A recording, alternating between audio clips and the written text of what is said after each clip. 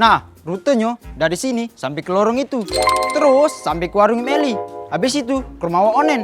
Siapa yang cepat sampai sini lagi, dia yang menang. Siap, kecil gino jalurnya. Aku pasti menang. Cakioan, aku yang pasti menang Don. Aku lapal galau seluk-beluk lorong ini.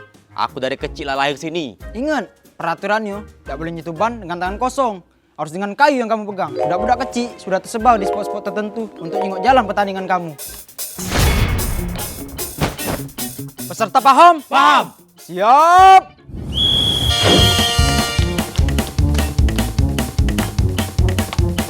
Amador, Aetan, Amador, Aetan, Amador, Aetan.